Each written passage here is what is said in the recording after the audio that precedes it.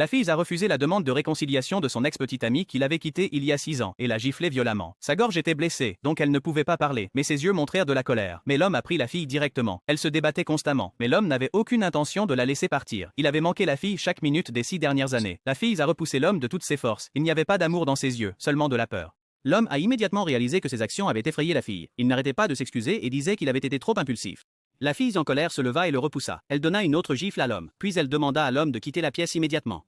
Bien qu'elle ne parlât pas, celui qui connaissait bien la fille comprenait parfaitement son sens. L'homme, chassé de la pièce, se rendit au bureau. Le subordonné rapporta que le rival de l'homme avait un médicament qui pouvait guérir la gorge de la fille. En tant que milliardaire, l'homme avait blessé son rival auparavant. L'homme savait clairement qu'il serait certainement humilié s'il venait demander le médicament. Mais l'amour dans son cœur le fit venir chez son rival sans hésitation.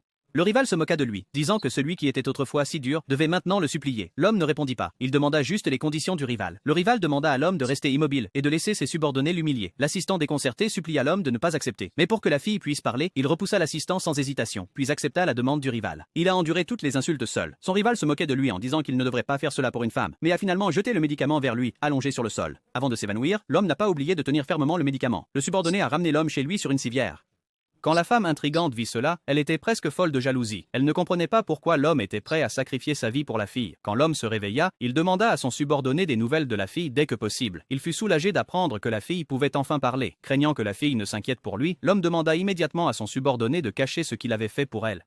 L'assistant pensait que cela ne valait pas la peine pour l'homme. Il a dit que l'homme avait fait tellement pour la fille, mais que la fille avait traité l'homme froidement. L'homme a dit qu'il n'y avait rien d'injuste à cela.